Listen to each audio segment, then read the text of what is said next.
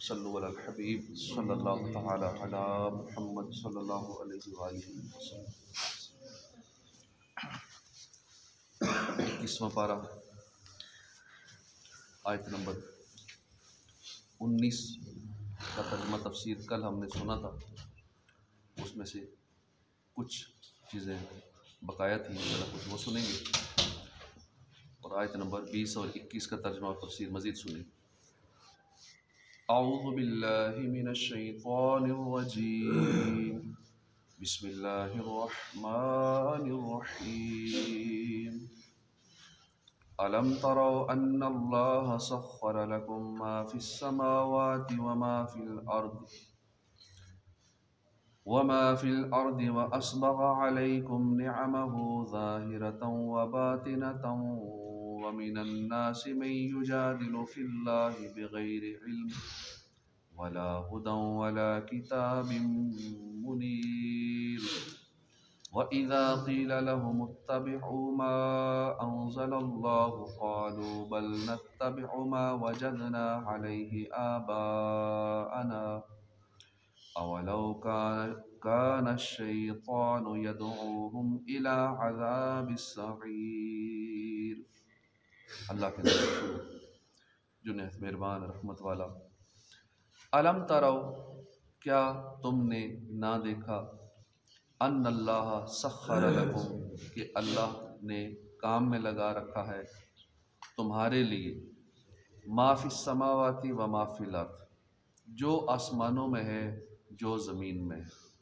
وَأَسْبَغَ عَلَيْكُمْ نِعَمَهُ، اور اس نے پوری کر دی تم پر اپنی نعمتیں،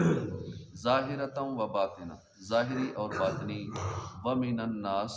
لوگوں میں سے، اور لوگوں میں سے، مَن یجادل، جو جھگڑتا ہے، کوئی وہ ہے جو جھگڑتا ہے، یجادل جھگڑتا ہے، فی اللہ اللہ کے بارے میں، بغیر علم علم کے بغیر، ولا ہدی، اور اس کے پاس نہ ہدایت ہے نہ عقل ہے، ولا کتاب منیر، اور نہ کوئی روشن کتاب ہے، وَإِذَا قِيلَ لَهُمْ، اور جب کہا جائے ان سے، اتبعوا، تم پیروی کرو، ما انزل اللہ، جو اللہ نے نازل کیا، قالوا، تو وہ کہتے ہیں، بلکہ نتبع، ہم پیروی کریں گے، ما وجدنا علیہ، اس کی جس پر ہم نے پایا، آباءنا، اپنے باپ دادا کو جو کرتے پایا ہم اس کی پیروی کریں گے، اولو، کیا اگرچہ، کان الشیطان یدعوہم، شیطان بلا رہا ہو انہیں، الی عذاب السعیر، عذاب دوزخ کی طرف۔ ترجمہ کنز العرفان۔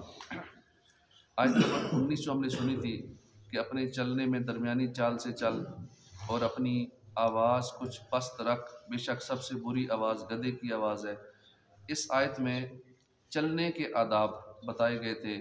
اور گفتگو کرنے کے آداب، ان دو باتوں پہ، چلنا اور بات چیت کرنا، ان دو چیزوں پہ ہماری رہنمائی فرمائی گئی تھی۔ کافی چیزیں ہم نے اس حوالے سے سنی تھی، بات چیت کرنے کا انداز کیا ہونا چاہیے اس حوالے سے سنا تھا، اور اپنی اولاد کی تربیت کس انداز میں کریں۔ حضرت لقمان رضی اللہ تعالیٰ کے اپنے بیٹے کو جو کی جانے والی نصیحتیں جن کا ذکر قرآن پاک میں ہوا، ان سے معلوم ہوا کہ اولاد کی تربیت کرنے کے معاملے میں 4 امور کا خاص خیال رکھا جائے۔ سب سے پہلے اولاد کی اصلاح پر توجہ دینی چاہیے، عقائد کی اصلاح پر، تاکہ بچوں کا عقیدہ درست رہے۔ عقیدہ درست ہو گیا تو ایک اچھی بنیاد بن جائے گی، عقیدہ غلط ہو گیا تو پھر وہ نیکیاں کرتے رہیں، تہجد پڑھتے رہیں، ساری زندگی عبادت میں گزار دیں، مگر ان کا عقیدہ ہوگا اللہ کے ولیوں کی مزار گرا دو، مزاروں پہ جانا شرک ہے، حضور معاذ اللہ مر کے مٹی ہو گئے، حضور کو علم غیب نہیں ہے، میلاد منانا شرک ہے، 11ویں منانا حرام ہے، پھر وہ اس طرح کی باتیں شروع کر دے گا، اس کا اوورآل ٹوٹلی عقیدہ بگڑ جائے گا۔ اب وہ جتنی بھی عبادات کرتا رہے، جب عقیدہ ہی خراب ہو گیا تو ساری عبادات منہ پہ مار دی جائیں گی، کیونکہ عقیدے کا درست ہونا ضروری ہے۔ اللہ کے بارے میں عقیدہ، اللہ کے محبوب کے بارے میں عقیدہ، نبیوں کے بارے میں عقیدہ، یہ سارے کنسیپٹ جب کلیئر ہوں گے، اب اس کے بعد پھر عبادات کا معاملہ ہے۔ تو اس لیے اپنے بچوں کی اصلاح ضروری ہے، اور یہ بھی دیکھیں کہ سوشل میڈیا پہ ہمارے بچے کس کو سن رہے ہیں۔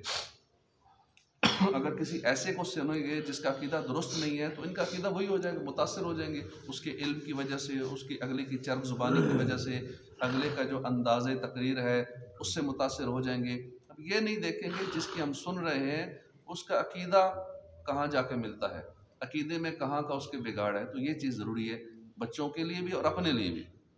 اپنا بھی عقیدہ درست ہونا چاہیے، بچوں کا عقیدہ بھی درست ہو، گھر والوں کا بھی عقیدہ درست ہو۔ بعض کا یہ ہوتا ہے کہ مرد کا عقیدہ تو ٹھیک ہے، اس کی بیوی کا عقیدہ بگڑ جاتا ہے، بھائی کا عقیدہ ٹھیک ہے، بہن کا عقیدہ بگڑا ہوتا ہے کیونکہ اس کو ایسی صحبت مل چکی ہوتی ہے یا کسی ایسی کو سن رہی ہوتی ہے، ایسے کو سن رہی ہوتی ہے جس عقیدہ بگڑ جاتا ہے۔ تو ایک ہی گھر میں بعض کا کئی مختلف عقائد کے لوگ پائے جاتے ہیں اور وہاں پہ ساری زندگی بے سکونی، لڑائی جھگڑا اور بے اطمینانی کی کیفیت رہتی ہے۔ اس لیے اپنے گھر والوں کے عقائد کی اصلاح پہ بھی توجہ ہونا چاہیے۔ ایک کہے گا ایصال ثواب کرنا ہے ہم نے باپ دادا کو، دوسرا کہے گا نہیں کرنا، شرک ہے، حرام ہے، غلط کام کر رہے ہو۔ اب جو دنیا سے چلا گیا وہ اس کا اور فائدہ کر کیا سکتے ہو؟ یہی تو کر سکتے ہو جس سے منع کر دیا گیا ہے۔ اسی طرح قبر پہ اذان نہیں دینی، کیوں نہیں دینی؟ کہیں ایسا نہ ہو شیطان چلا جائے گا، یہ قبر کے امتحان میں پاس ہو جائے گا، بس پاس ہونے دو اس امتحان میں، شیطان کو بھگاؤ وہاں سے، کیونکہ اذان ہوتی ہے جہاں تک آواز جاتی ہے شیطان بھاگ جاتا ہے، مصیبت پریشانی دور ہوتی ہے، اب وہاں سے منع کریں گے۔ تو یہ اختلاف بھائیوں میں آ جاتا ہے، ایک بھائی کہے گا نہیں قبر پہ اذان دینی ہے، دوسرا کہے گا نہیں دینی، تم شرک کر رہے ہو، بدعت کر رہے ہو۔ تو یہ اس طرح کے معاملات ایک ہی گھر میں شروع ہو جاتے ہیں، تو اس لیے سب کے عقائد سیم ہونے چاہیے تاکہ گھر میں بھی بے سکونی کی کیفیت نہ بنے۔ ظاہری اعمال درست کرنے کی طرف توجہ ہونی چاہیے بچوں کے، ان کے باطن کی اصلاح اور درستی کی جانب توجہ بھی کرنی چاہیے، ان کے اخلاقیات بہتر بنانے کی کوشش بھی کرنی چاہیے۔ یہ جو بچوں کو سکھانے والی چیزیں ہیں، چند ایک اس کی ہم نے چیزیں سنی، یہ چاروں چیزیں دنیا اور آخرت کے اعتبار سے انتہائی اہم ہیں۔ جیسے عقائد کی درستی دنیا میں بلاؤں اور مصیبتوں سے نجات کا سبب ہے، عقائد کا بگاڑ آ گیا تو پھر آفتوں، مصیبتوں، بلاؤں کے نازل ہونے کا ذریعہ ہے۔ عقائد کی درستی آخرت میں اللہ کی رحمت حاصل ہونے، جنت میں داخلے نصیب ہونے کا مضبوط ذریعہ ہے۔ جس کے عقائد درست نہ ہوئے، گمراہی کی حالت میں مر گیا، وہ جہنم میں جانے کا مستحق ہو گیا، اور جو کفر کی حالت میں مر گیا وہ تو ضرور ہمیشہ کے لیے جہنم کی سزا پائے گا۔ اسی طرح ظاہری اور باطنی اعمال صحیح ہوں گے تو دنیا میں نیک نامی ہوگی، عزت و شہرت کا ذریعہ ہے، آخرت میں جنت میں جانے کا وسیلہ ہے، اور اگر درست نہ ہوں گے تو دنیا میں ذلت و رسوائی کا سامنا ہے اور آخرت میں جہنم میں جانے کا ذریعہ ہے۔ یوں ہی اخلاق اچھے ہوں گے تو معاشرے میں قدر کی نگاہ سے دیکھا جائے گا، لوگ اس کی عزت کریں گے، برے اخلاق ہوں گے تو معاشرے میں اس کا وقار گرے گا، بے عزتی ہوگی، اور جو اپنی جگہ الٹا والدین کی بدنامی اور رسوائی کا سبب ہوگا کہ اس کے والدین نے یہ کچھ سکھایا اس کو۔ اور اچھے اخلاق آخرت میں اللہ کی رضا اور خوشنودی کا باعث ہیں، جبکہ برے اخلاق اللہ کی ناراضی اور لوگوں کی طرف سے اپنے حقوقی مطالبات کا سامان ہے۔ کسی کی اولاد کے اخلاق ٹھیک نہ ہو تو لوگ یہی کہتے ہیں، ایک تو اسے برا بھلا کہیں گے، دوسرا کہیں گے اس کے والدین نے یہ کچھ سکھایا ہے، لگتا ہے یہ ایسے ہی گھرانے کا ہے، یہ جس طرح کی حرکتیں کر رہا ہے اس کی تربیت ایسی ہی ہوئی ہے۔ تو وہی بچے والدین کی بدنامی کا ذریعہ بن جائے۔ ہو سکتا ہے والدین نیک بھی ہوں، ضروری نہیں کہ والدین برے ہوں تب ہی اولاد بری ہوتی ہے، بعض اوقات والدین اچھے بھی ہوتے ہیں، وہ کوڑ رہے ہوتے ہیں، چاہ رہے تھے بچے نیک بن جائیں لیکن وہ نہیں ہوتے۔ تو لیکن لوگ یہی سمجھتے ہیں کہ اگر بچہ یوں ہے تو یہ والدین نے یہی تربیت کی ہے، یہ والدین نے اس کو جھوٹ بولنا سکھایا ہے، اس کو حرام روزی کھانا سکھائی ہے، والدین نے اس کی یوں تربیت کی ہے، اس لیے دھوکے دیتا ہے، ایسا بد اخلاق ہے، لڑائی جھگڑا کرنے والا ہے۔ تو خواہ مخواہ اپنے والدین کی بدنامی کا سبب بھی نہیں بننا چاہیے اور اپنے بچوں کی اچھی تربیت کرنی چاہیے۔ ہمارے معاشرے میں والدین اپنے بچوں کی تربیت کے معاملے میں یہ تو دیکھتے ہیں کہ ان کا بچہ دنیاوی تعلیم اور دنیا داری میں کتنا اچھا ہے، چالاک ہے، ہوشیار ہے، لیکن اس طرف توجہ بہت ہی کم کرتے ہیں کہ اس کے عقائد و نظریات کیا ہے، اس کے ظاہری اور باطنی اعمال کس رخ کی طرف جا رہے ہیں۔ والدین کی یہ انتہائی دل کی خواہش تو ہوتی ہے کہ بچہ زندگی میں کامیاب ہو جائے، کامیاب انسان بنے، اس کے پاس عہدے ہوں، منصب ہو، عزت ہو، دولت ہو، شہرت ہو، اس کے گھر کی یہ ساری چیزیں اس کے گھر کی کنیز بنے، لیکن یہ تمنا نہ ہونے کے برابر ہوتی ہے کہ ان کی اولاد دینی اعتبار سے بھی کامیابی کی راہ پر چلے۔ مسلمان ماں باپ کی اولاد ہونے کے ناطے اپنے دین، مذہب اور اس کی تعلیمات سے اچھی طرح آشنا ہو، اس کے عقائد اور اعمال درست ہوں، اس کا طرز زندگی اللہ اور اس کے پیارے حبیب کے بتائے ہوئے طریقے کے مطابق ہو۔ والدین کی یہ آرزو تو ہوتی ہے کہ ان کی اولاد دنیا میں خوب ترقی کرے، تاکہ اولاد کے ساتھ ساتھ ان کی دنیا بھی سنور جائے اور انہیں بھی عیش اور آرام نصیب ہو، لیکن اس طرف کوئی توجہ نہیں ہوتی کہ ہمارے بچے کی قبر بھی روشن ہو جائے، ہمارے بچے کی قبر کی زندگی بھی اچھی ہو جائے اور وہ چین اور سکون سے رہے۔ اس دنیا کی تھوڑی سی زندگی کی اپنے بچوں کی اتنی فکر کرتے ہیں، اور قبر والی اتنی طویل زندگی، پھر آخرت والی نہ ختم ہونے والی زندگی کے بارے میں کوئی توجہ نہیں ہوتی، اور آخرت میں ان کے لیے شفاعت اور مغفرت کا ذریعہ بنے اس طرف توجہ نہیں ہوتی۔ جو لوگ صرف اپنی دنیا سنوارنا چاہتے ہیں اور ان کا مقصد صرف دنیا کی زیب و زینت اور دنیا کی آسائش کا حصول ہے، ان کے لیے درج ذیل آیات بڑی عبرت ہے، بڑی نصیحت ہے۔ اللہ پاک فرماتا ہے من کان یرید الحیات الدنیا وزینتها نوفی الیہم اعمالہم فیہا وہم فیہا لا یبخسون اولئک الذین لیس لہم فی الآخرۃ الا النار وحبط ما صنعوا فیہا وباطل ما كانوا یعملون۔ جو دنیا کی زندگی اور اس کی زینت چاہتا ہو تو ہم دنیا میں انہیں ان کے اعمال کا پورا بدلہ دیں گے اور انہیں دنیا میں کچھ کم نہ دیا جائے گا۔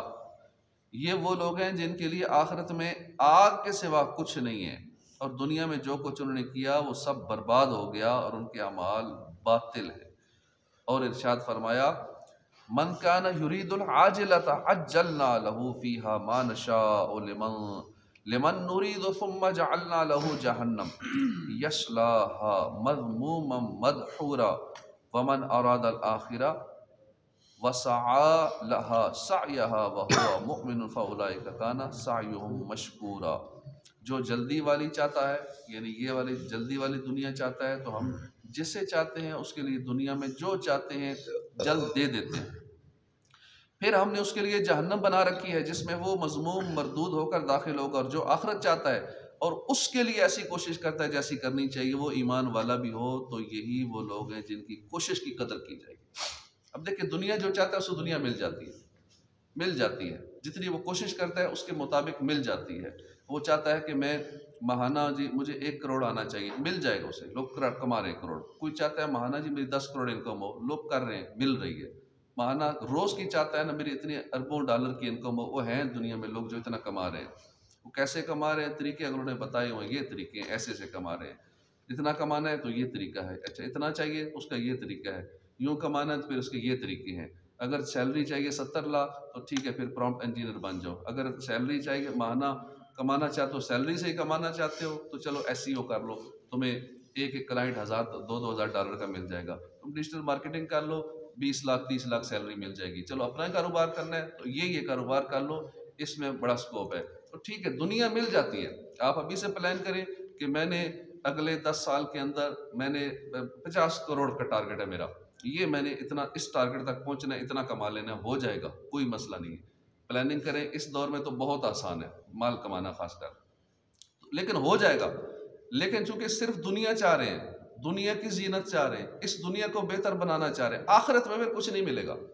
اپنی ساری توجہ صرف دنیا ہی پہ دے دیں گے، اس دنیا کی عارضی زندگی ہی کو بہتر بنائیں گے، اسی 5-10 سال کا پلان کر کے اتنے کروڑ اتنے ارب کا ٹارگٹ بنا لیں گے، ٹھیک ہے اس ٹارگٹ کو اچیو کر لیں گے، اس کو ڈیوائڈ کریں گے سالوں پہ، مہینوں پہ، دنوں پہ، گھنٹوں پہ، سیکنڈوں پہ، پھر 1 سیکنڈ ہی بندہ ضائع نہیں کرتا۔ جب ٹارگٹ بنا لیتا ہے نا کہ میں نے 10 سال تک 10 کروڑ میں نے کرنا ہے، تو اب اس کو پھر سالوں پہ ڈیوائڈ کرتا ہے، سالانہ اتنا بنا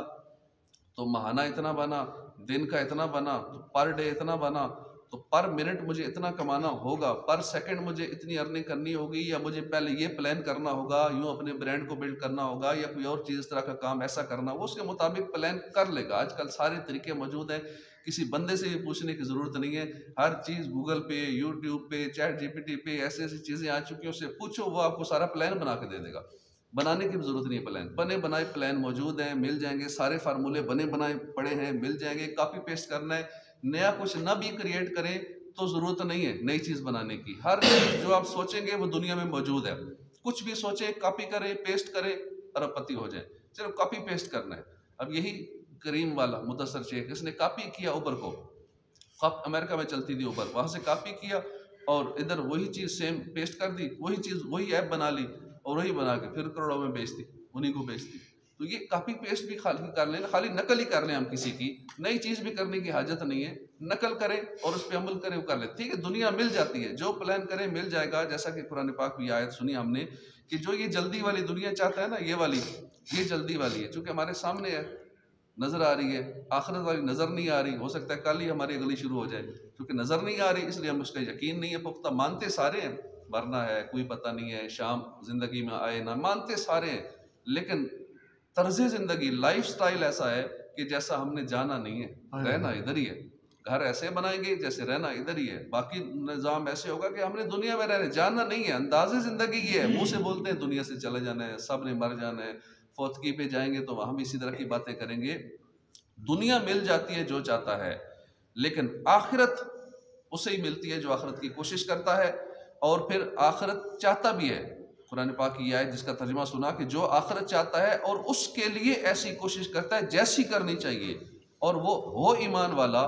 تو یہی وہ لوگ ہیں جن کی کوشش کی قدر کی جائے گی، ومن اراد الآخرہ وسعى لها سعيها وهو مؤمن، وہ مومن، فاولئک کان سعیهم مشکورا، تو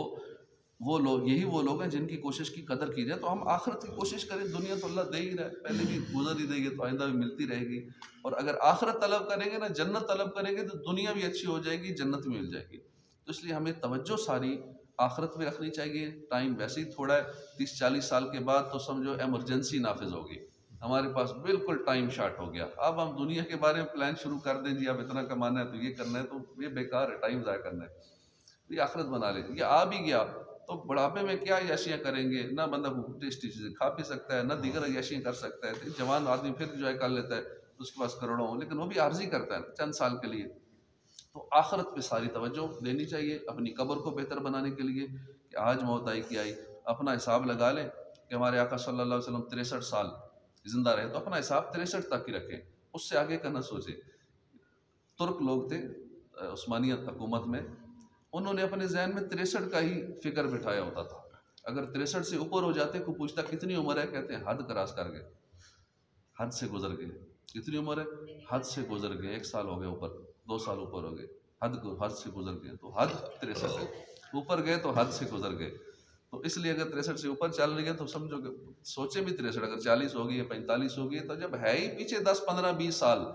تو پلان ہم اگلا نہیں کر رہے، پھر یہاں کا کر رہے ہیں، تو اس لیے سمجھدار آدمی وہ ہے جو آخرت کی تیاری کرے اور اسی کے لیے کوشش کرے، انشاءاللہ دنیا اللہ اچھی کر دے گا۔ الم تروا ان اللہ سخر لکم ما فی السماوات و ما فی الارض،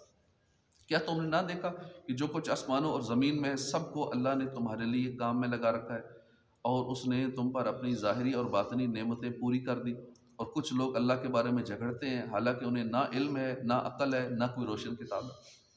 اس سے پہلی آیات میں حضرت لقمان رضی اللہ عنہ کی ان نصیحتوں کا بیان ہوا ہے جو انہوں نے اپنے بیٹے کو فرمائی، اور اب یہاں سے وہ نعمتیں ذکر کی جا رہی ہیں جن سے اللہ تعالیٰ کی وحدانیت اور قدرت پر استدلال ہوتا ہے۔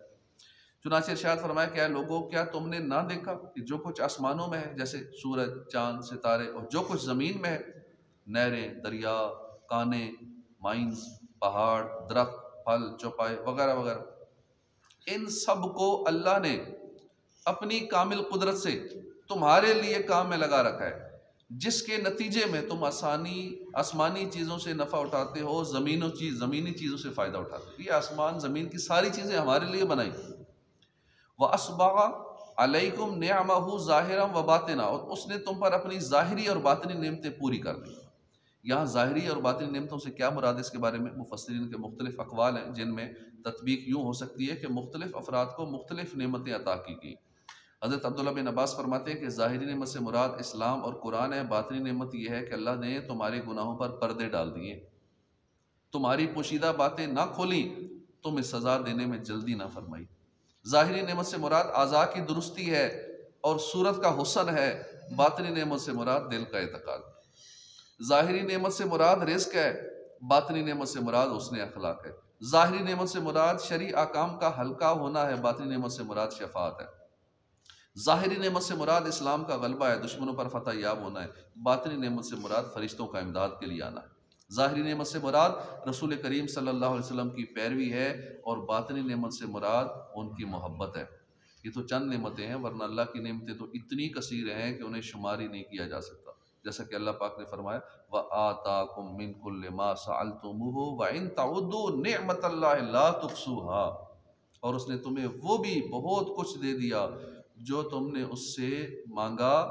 اور اگر تم اللہ کی نعمتیں گنو تو شمار نہ کر سکو۔ بن مانگے بھی بہت کچھ دیا، اور مانگے سے بھی دیتا ہے، بہت کچھ دیا۔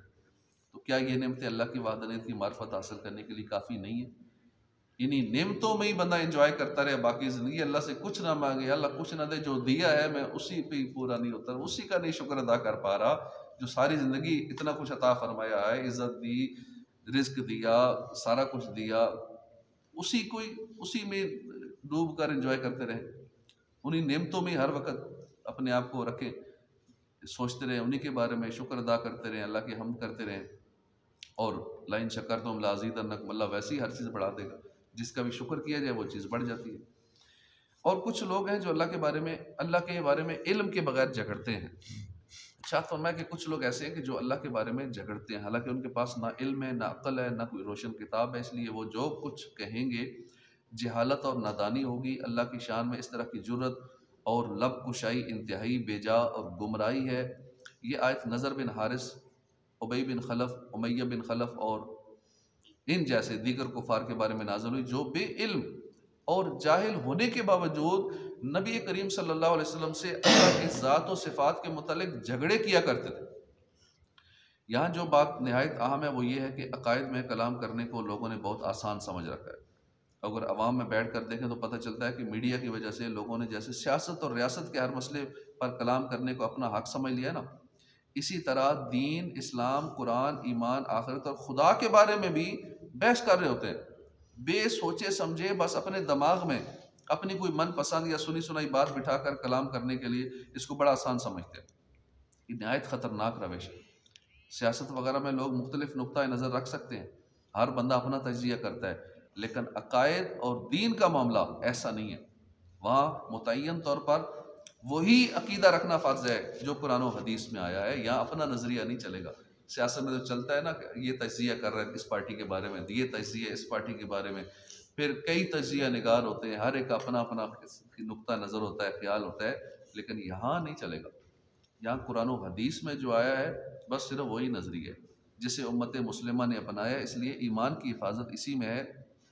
عقیدے کے معاملے میں کوئی بھی شخص اپنی ذاتی رائے ہرگز نہ دے، بلکہ کوئی بات ہو تو فوراً یہی کہے کہ میرا عقیدہ وہی ہے جو قرآن و حدیث میں بیان ہوا ہے، اور میں اپنی رائے سے نہ کوئی بات کہنا چاہتا ہوں، نہ امت مسلمہ سے ہٹ کر کسی کی رائے سننا چاہتا ہوں۔ اس آیت سے معلوم ہوا کہ علم کے بغیر دینی احکام اور مسائل میں بحث نہیں کرنی چاہیے۔ اس سے ان لوگوں کو سبق حاصل کرنا چاہیے جو علماء اور مفتیان کرام سے مسائل پوچھنے آتے ہیں، اور جب انہیں اپنی پسند اور مراد کے مطابق جواب نہیں ملتا تو وہ جاہلوں کی طرح جھگڑا شروع کر دیتے ہیں۔ یاد رہے کہ ایک عالم اور مفتی کی ذمہ داری شریعت کے حکم کو بیان کرنا ہے، جبکہ عوام کی ذمہ داری اس حکم کے مطابق عمل کرنا ہے، نہ کہ بحث کرنا۔ اور جاہلوں کی طرح جھگڑا شروع کر دینا تو کسی مسلمان کی شان نہیں، بلکہ یہ تو کافروں کا طریقہ ہے، لہذا اس سے ہر مسلمان کو بچنا چاہیے۔ وَإِذَا قِيلَ لَهُمُ اتَّبِعُوا مَا أَنزَلَ اللَّهُ قَالُوا بَلْ نَتَّبِعُ مَا وَجَدْنَا عَلَيْهِ آبَاءَنَا، اور جب ان سے کہا جائے کہ اس کی پیروی کرو جو اللہ نے نازل فرمایا تو کہتے ہیں بلکہ ہم تو اس کی پیروی کریں گے جس پر ہم نے اپنے باپ دادا کو پایا، کیا اگرچہ شیطان ان کو عذاب دوزخ کی طرف بلا رہا ہو۔ وَإِذَا قِيلَ لَهُمْ، اور جب ان سے کہا جائے، ارشاد فرمایا کہ جب ان جھگڑا کرنے والوں سے کہا جائے کہ جو قرآن اللہ نے اپنے حبیب صلی اللہ علیہ وسلم پر نازل فرمایا ہے تم اس کی پیروی کرو، تو اس کے جواب میں وہ کہتے ہیں کہ ہم اس کی پیروی نہیں کریں گے، بلکہ ہم تو اپنے باپ دادا کے طریقے پر ہی رہیں گے۔ اس پر اللہ تعالیٰ ارشاد فرماتا ہے کہ کیا اگرچہ شیطان انہیں جہنم کے عذاب کی طرف بلا رہا ہو، جب بھی وہ اپنے باپ دادا کی پیروی کیے جائیں گے۔ کتنے بے وقوف ہیں، انہیں معلوم بھی ہے کہ شیطان انہیں گمراہ کر رہا ہے، شیطان ان کو دوزخ کی طرف بلا رہا ہے، پھر بھی شریعت پر چلنے کی بجائے اپنے باپ دادا کی پیروی کرتے ہیں کہ جو باپ دادا نے کیا ہم وہی کرتے ہیں۔ آج کل بھی لوگ یہ کہتے ہیں ہمارا رواج ہی ہے، ہمارے باپ دادا نے بس یہی کیا شروع سے، اس لیے ہم بھی یہی کریں گے۔ تو اس طرح کی باتیں کر رہے ہوتے ہیں اور اسی پہ چل رہے ہوتے ہیں کہ ہمارے ہاں یہی رواج ہے، ہماری برادری میں ایسا ہی رواج ہے۔ تو شریعت نے جو بتایا ہم نے اس پہ چلنا ہے، باپ دادا کے بتائے ہوئے طریقوں پر نہیں چلنا۔ اللہ پاک ہمیں عمل کی توفیق عطا فرمائے۔ اور علم بڑا ضروری ہے، بغیر علم کے بحثیں کرنا اور خصوصاً دینی حوالے سے بحث کرنا لوگ جگہ جگہ بیٹھ کے کر رہے ہوتے ہیں، اور بعض اوقات دینی بندوں سے بھی جو اس بارے میں جانتا ہے اس سے بھی بحث کر رہے ہوتے ہیں، حالانکہ پتہ ہے کہ یہ ہم سے زیادہ جانتا ہے، لیکن وہ سمجھ رہے ہوتے ہیں کہ ہم نے چونکہ فلاں فلاں کو سنا ہوا ہے تو شاید ہمارا علم اس سے زیادہ ہے، ہم کو زیادہ ہی جانتے ہیں، وہ اپنے اس ذوم فاسد میں ہوتے ہیں۔ تو ایسوں کو اللہ پاک ہدایت عطا فرمائے۔ اور بعض اوقات اپنی مرضی کے جب مسئلے نہیں ملتے ایسوں کو تو بھی بحث کرتے ہیں کہ نہیں یہ مسئلہ ہماری مرضی کے مطابق نہیں ملا، یا طلاق کے مسئلے جب پوچھنے آتے ہیں تو بتایا جائے بھائی ہو گئی، کہ حل کو نکالے نہیں ہوئی، کوئی ایسا حل بیچ کر نکالے، تو کئی ناراض بھی ہوتے ہیں اس بات پہ کہ ہماری مرضی کا جواب نہیں دیا، ہماری مرضی کا مسئلہ حل نہیں ہوا۔ تو اس کا خیال رکھنا چاہیے۔ اللہ پاک توفیق عطا فرمائے۔ نہ دینی علم ہوتا ہے نہ دنیاوی، دونوں والوں سے فارغ ہیں، اور علم کی وجہ سے ہی انسان کی ویلیو ہے، فرشتوں سے بھی افضل ہوا انسان، اشرف المخلوقات ہوا علم کی وجہ سے۔ آدم علیہ السلام کا واقعہ موجود ہے قرآن پاک میں، آیت موجود ہے، انشاءاللہ جمعے کے بیان میں بھی ہمارا وہ موضوع چل بھی رہا ہے کہ فرشتوں نے جب کہا یہ فساد کرے گا انسان، اسے اللہ کو نائب بنا رہا ہے، یہ زمین میں جھگڑا کرے گا، خون بہائے گا، تو اس کے بعد اللہ پاک نے فرمایا، شاٹ سے جواب دیا، جو میں جانتا ہوں وہ تم نہیں جانتے۔ پھر اللہ پاک نے ان کو دکھایا، اس چیز کا پروف دیا فرشتوں کو۔ اللہ پاک نے آدم علیہ السلام کو علم الاسماء سکھایا، اور پھر فرمایا کہ اب پہلے فرشتوں سے کہا کہ اب بتاؤ تم چیزوں کے نام بتاؤ، نہیں بتا سکے۔ پھر آدم علیہ السلام سے فرمایا، انہوں نے ہر چیز کے نام بتا دیے جو اللہ پاک نے سکھا دیے تھے۔ تقریباً دنیا میں اس وقت 7,000 سے زیادہ، 7,130 سے زیادہ زبانیں ہیں جو بولی جاتی ہیں۔ آدم علیہ السلام کو ساری زبانوں کا علم دے دیا گیا۔ اسی طرح قیامت تک جتنی اشیاء، جو کچھ آنے والا تھا، جو کچھ زبانیں ابھی آئیں گی، جتنی آ چکی ہیں یا جو آگے آئیں گی، وہ 70-80 کے قریب تو زبانیں پاکستان کے اندر بولی جاتی ہیں، سندھی، پشتو، سرائکی، فلاں فلاں فلاں، ہر ایریے کی الگ، یہ 70 سے زیادہ زبانیں بنتی ہیں جو صرف پاکستان میں ہیں۔ پھر ہر زبان میں ایک ایک چیز کے کتنے نام ہوتے ہیں۔ اب یہ جیسے پانی کا ہم نے سنا تھا، پانی کو عربی میں پانی کو ماں کہتے ہیں، اسی طرح انڈونیشین میں اس کو ایئر کہتے ہیں، بنگالی ہندی میں اس کو جل کہتے ہیں، ایک اور زبان ہے کینٹونیسی زبان ہے، اس کو سیوئی کہتے ہیں، ڈینش زبان میں اس پانی کو وینڈ کہتے ہیں، فلپائن کی زبان ہے اس کو پانی کو ٹوبیک کہتے ہیں، فرینچ میں او کہتے ہیں پانی کو، جرمنی میں ویسر کیا کہا جاتا ہے، حقہ زبان ہے اس میں شوئی کہتے ہیں، اس طرح اردو ہندی میں اس کو پانی کہا جاتا ہے، اور اٹالین زبان میں ایکوا کہا جاتا ہے، جاپانی میں اس کو میزو کہتے ہیں پانی کو، MIZO میزو، کورین میں مول کہا جاتا ہے اسی پانی کو، لاطینی زبان میں اکوا، مالے میں ملیشیا میں اس کو ایئر کہتے ہیں، اسی طرح رشین زبان میں واڈے پانی کو کہا جاتا ہے، اسپینش زبان میں اکوا کہتے ہیں، سویڈش میں ویٹن کہتے ہیں، اس طرح تامل زبان ہے سری لنکا وغیرہ میں، انڈیا کے تامل ناڈو میں بولی جاتی ہے، اس میں تنی کہتے ہیں، تنی تانگ پانی تو تنی تانگ، تو اسی طرح تھائی زبان میں نیم پلاؤ کہا جاتا ہے، ویتنام کی زبان میں اسی پانی کو نیوچ کہا جاتا ہے۔ اب ایک ہی پانی ہے، ہزاروں اس پانی کے نام ہیں، سارے آدم علیہ السلام کو سکھا دیے گئے، اور صرف نام نہ سکھائے، اس کی پہچان، اس کی کریکٹرسٹکس، پانی کی ساری فارمز بتا دی گئی کہ پورٹیبل واٹر ہے تو یہ فریش واٹر ہے، تو یہ سالٹ واٹر ہے، تو یہ بریکش واٹر ہے، ہارڈ واٹر ہے، سافٹ واٹر ہے، ڈسٹل واٹر ہے، یہ ویسٹ واٹر ہے، یہ بلیک واٹر ہے، را واٹر ہے، گرے واٹر ہے، یہ ساری پانی کی قسمیں یہ بھی بتا دی گئی۔ پھر ان کے آگے ڈیفینیشنز ہیں، ان کی ڈیٹیل ہے وہ بتا دی گئی، پھر پانی بنے گا کیسے، یہ ایک مثال ہے۔ تو اسی طرح کروڑوں قسم کے الفاظ ہوں گے، کروڑوں اربوں، سارے آدم علیہ السلام کو بتا دیے گئے، اور قیامت تک جو کچھ ہیں،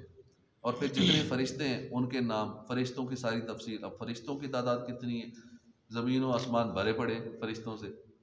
ہر جگہ فرشتے، اور پیدا ہوتے ہی جا رہے ہیں، اور سب کے بارے میں معلومات آدم علیہ السلام کو۔ تو آدم علیہ السلام کا ہی علم اتنا زیادہ ہے کہ بندے کا دماغ وہاں تک نہیں جا سکتا، تو حضور کا علم کتنا ہوگا۔ انشاءاللہ آدم علیہ السلام کے علم کے حوالے سے آج جمعے کے بیان میں تفصیل سنیں گے انشاءاللہ۔ اللہ پاک ہمیں عمل کی توفیق عطا فرمائے، اور علم حاصل کرنے کی، علم سیکھنے کی توفیق عطا فرمائے۔ علم سیکھنا چاہیے، دینی علم سب سے پہلے وہ علم جو ضروری ہے، دینی علم سیکھیں، ہاں اس کے بعد وقت ہے تو پھر دنیاوی علم بھی سیکھیں، باقی چیزیں سیکھیں، منع نہیں، جتنا علم وسیع ہوگا اتنا زیادہ فائدہ ہوگا انشاءاللہ، دوسری قوموں پہ حاوی ہوں گے علم کی وجہ سے۔ چونکہ ہم پیچھے ہیں، دینی علم میں پیچھے ہیں، دنیاوی علم میں پیچھے ہیں۔ یہودی کیوں چھائے ہوئے ہیں؟ کیونکہ انہوں نے کاروبار کیا، علم حاصل کیا، ہر ٹیکنالوجی وہاں سے شروع ہوتی ہے، دنیا کو ٹیکنالوجی وہ بیچتے ہیں، جو نئی ایپ آتی ہے، نیا کوئی سافٹ ویئر آتا ہے، کوئی نئی ٹیکنالوجی آتی ہے، وہاں سے شروع ہوتی ہے، وہی آگے ساری دنیا کو سیل کرتے ہیں، وہاں سے الگ پروفٹ کماتے ہیں اور اس کی اصل کی ورڈ اپنے ہاتھ میں رکھتے ہیں، مین چیز اپنے ہاتھ میں، باقی بیچتی۔ تو علم کی وجہ سے ہم چونکہ علم میں پیچھے ہیں، دنیاوی علم میں پیچھے ہیں، سائنس میں پیچھے ہیں، ہر کام میں پیچھے ہیں۔ حالانکہ یہ سارے کام تو مسلمانوں کے ہاتھ میں تھے، یہ سارے علوم شروع مسلمانوں نے کیے تھے، سب ہر چیز قرآن میں موجود ہے، لیکن ہم نے قرآن کو چھوڑا، اپنی تعلیمات کو چھوڑا، دین سے دور ہوئے، نہ دنیا کے رہے نہ دین کے رہے، دونوں طرف سے فارغ ہیں، اور دنیا بھر سے قرضے مانگ رہے ہیں، بھیک مانگ رہے ہیں۔ 64,000 ڈالر سے زیادہ وہ قرضوئی ہو چکے ہیں، ہر بندہ 2.5 لاکھ سے زیادہ قرضوئی ہے ہمارا۔ اب جو قرضے لے لے کے چل رہا ہو نظام سارا، جو حکومت آتی ہے نہیں اتارنے، نئے لینے، جو آتا ہے وہ نئے لیتا ہے۔ ابھی تک اتنے 64,000 ارب ڈالر تک پہنچائیں، تو پھر آگے اگلے آئیں گے تو وہ آگے مزید اس کو بڑھائیں گے، اور بوجھ کس پہ؟ عوام کے اوپر۔ جو بچہ پیدا ہوتا ہے 2.5 لاکھ کا مقروض ہوتا ہے پیدا ہوتا ہی، اور آگے چل کے وہ 3 لاکھ کا مقروض، 5 لاکھ کا مقروض۔ تو یہ ہے حالات ملکی۔ لوگ بیکاری سمجھتے ہیں، دنیا میں سارے ہی بیکاری سمجھتے ہیں ہمارے وزیر اعظم کو، یا جو بھی ہمارا جاتا ہے، کیوں مانگ نہیں جاتا ہے مدد کر دیں، جس سے بھی تعلقات بنا رہے، اگلا یہی سمجھتا ہے کہ ہمارے قریب ہو رہے تھے، مانگنے کے لیے ہو رہے، دینے والے تو ہے نہیں۔ حالانکہ یہی ملک تھا جس نے جاپان کو 12 کروڑ یا اتنا قرضہ دیا تھا کئی سال پہلے۔ پاکستان کی یہ کنڈیشن ہے کہ جاپان کو قرضہ دے، اس وقت جاپان کی حالت دیکھ لیں۔ یہ پاکستان قرضے دیا کرتا تھا کسی دور میں، اور اب قرضوں میں ڈوبا ہوا ہے۔ حالات یہ کہ بس وہ سارے اسی میں لگے، اب الیکشن آ رہے ہیں، سارے سیٹوں کے چکر میں دن رات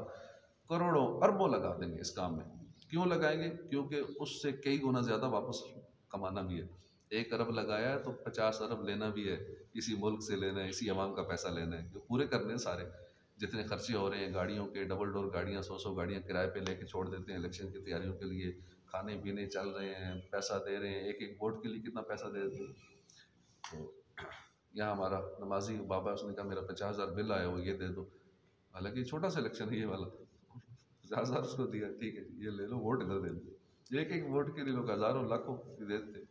یہ سب چل رہا ہوتا ہے، کیوں چل رہا ہے؟ کس لیے چل رہا ہے؟ آخرت کی تیاری ہے، اس لیے لاکھوں روپے لگا رہے، کروڑوں لگا رہے، آخرت کی تیاری کوئی۔ بظاہر لوگوں یہ کہتے ہیں ہم ویلفیئر کے لیے کام کر رہے ہیں، ہم یوں کر رہے ہیں۔